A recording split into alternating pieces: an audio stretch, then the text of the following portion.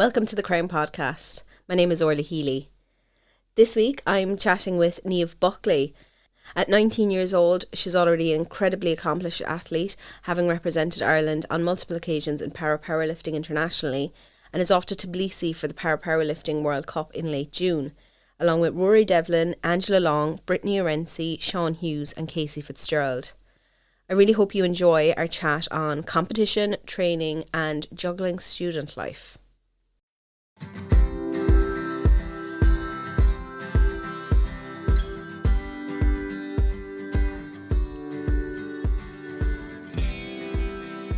Since I was last chatting to you, I think, correct me if I'm wrong, you have won a gold and a personal best at the FASA Powerlifting World Cup in Dubai and a gold in the Munster Open, is that correct? Yeah, that's correct. That's a fantastic achievement. I think I was only speaking to you in February, was it? Yeah, I think so. Yeah, that's a massive achievement. How does that feel coming with 2 goals in such a short period and a lifetime best? The lifetime best must feel amazing. Yeah, it was incredible. It was such a different experience this time in Dubai. We were way outside the city, and it was just the whole buzz around the hotel was a lot different. How's the atmosphere usually at an event like that? There was a lot less athletes in our hotel this time, and normally all the athletes are in the same hotel, so there's a bigger buzz and you'd be talking to other athletes. Okay. Do you think it gives you a competitive edge to interact with the other athletes, or do you feel like you can focus on yourself and your own performance when you have that space and you're not as in the buzz of things? I find seeing the other athletes and seeing what they're lifting, to gauge what I can lift in the competition to beat them. Okay. So it wasn't you were there. Was it June last year? Was it? Yeah, June last year. Yeah, and so that was a more enjoyable experience overall then. Yeah.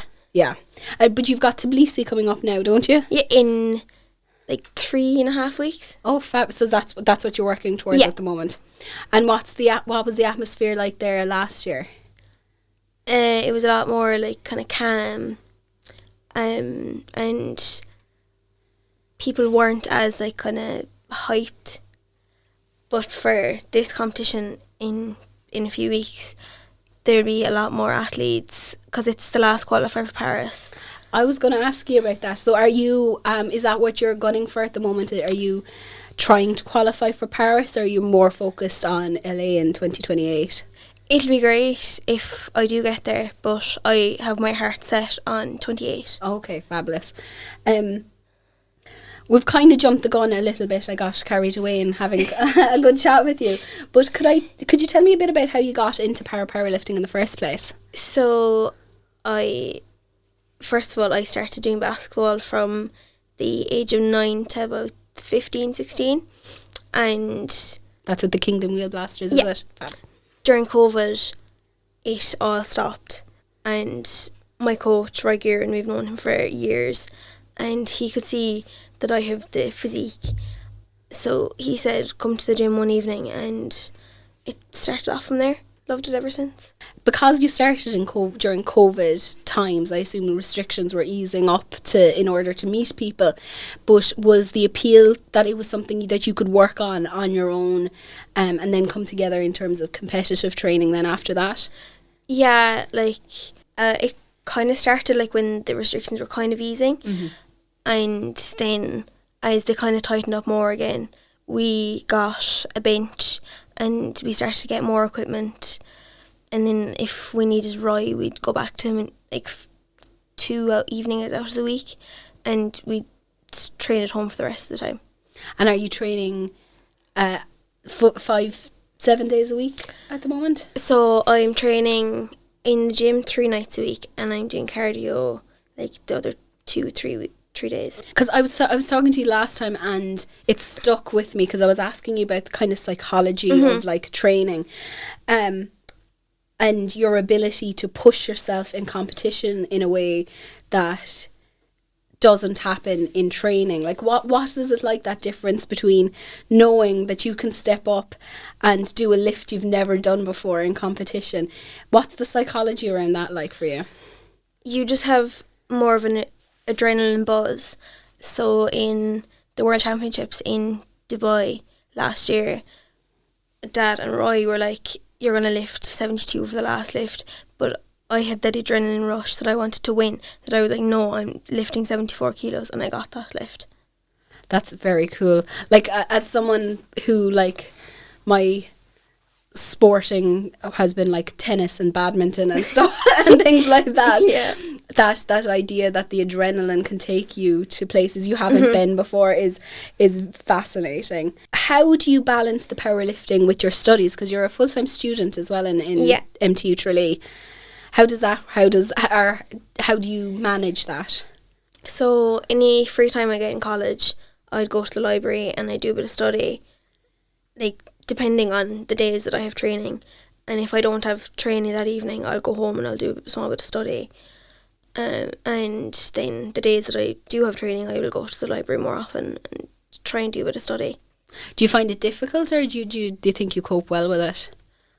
I try to cope with it, but it kind of gets on top of me a small bit.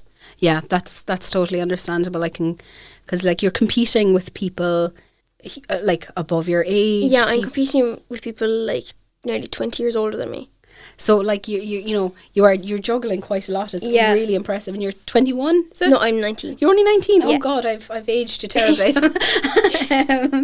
That's so impressive, I must say. Tell me, in Tbilisi coming up, what's your goal? Now you said you lifted 74. Is it 74 again? Or what's your ambitions for Tbilisi? So I'm aiming to lift 80 kg and over. Oh wow, that's a big step up, is it? Have you done it before in training? I've done 80 and 82 in training. Okay, so are you confident quietly?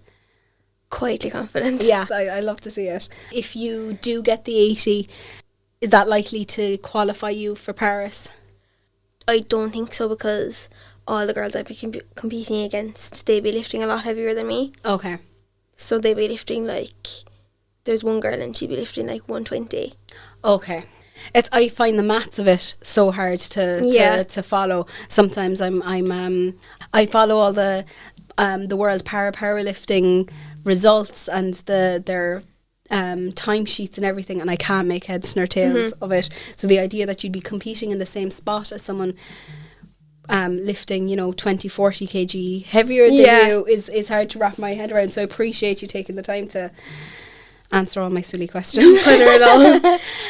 And what's the Ireland team goals at the moment? Like what's the vibe in the camps when you're, because has Brittany Renzi already qualified, or is she qualifying still? No, she's still qualifying. She's still qualifying. Okay, that's a time of recording now. It's the middle of May, just for anyone listening. She may have qualified by the time this goes out with any luck. And is there any other Paralympic hopefuls in the squad at the moment? It's just me and Brittany that are the two high performance athletes. Oh, okay, fantastic. So that would be very cool if we had two on the Irish squad going over.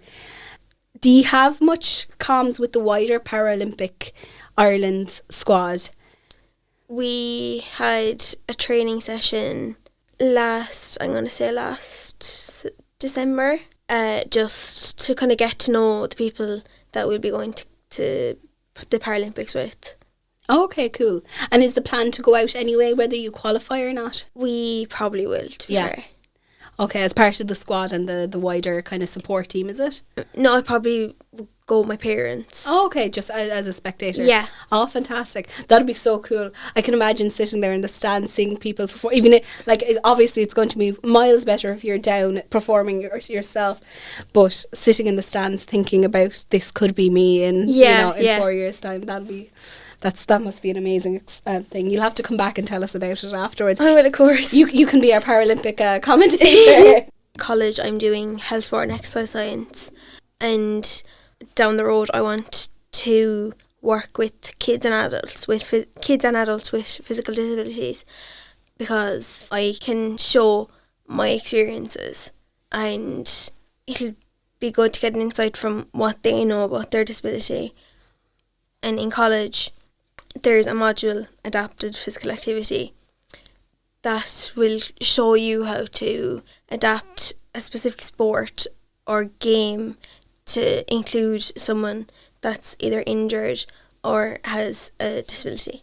That's really cool. Yeah. The Paris Paralympic committee released a video during the week. I don't know if you saw it. Yeah, I saw it. That was very cool, about shattering people's expectation around what parasports can be, because often because of adaptations or equipment, things can be a lot more sophisticated, and the skills have to be technically more difficult. Yeah. Which is very cool. So we'd encourage everybody to seek that out if they want to have a look at it.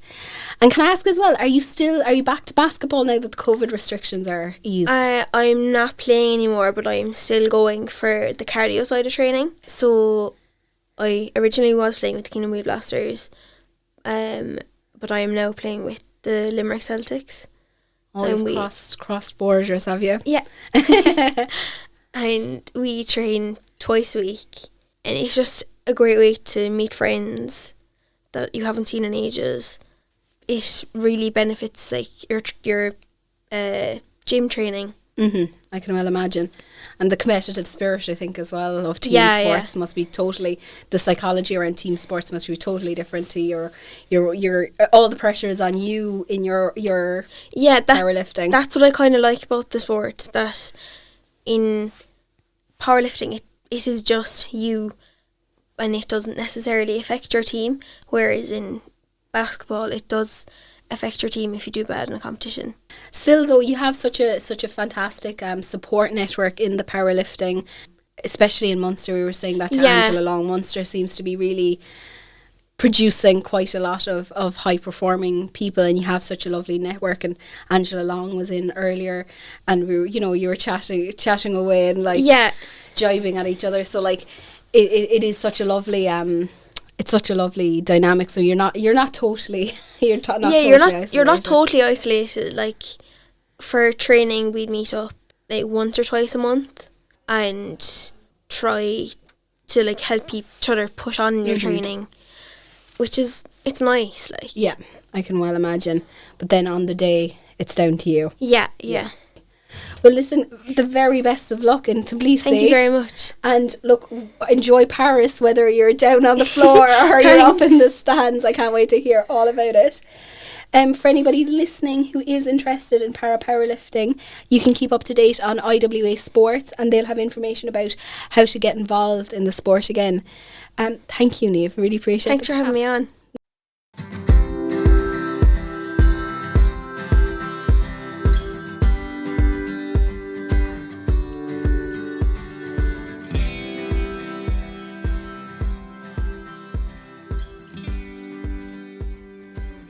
This podcast has been recorded at the Crann Centre. For more information about the topics discussed in this episode, please see the show notes in the description. For more information about the supports Crann provides to families living with neurophysical disabilities in Munster, please see www.crawncentre.ie.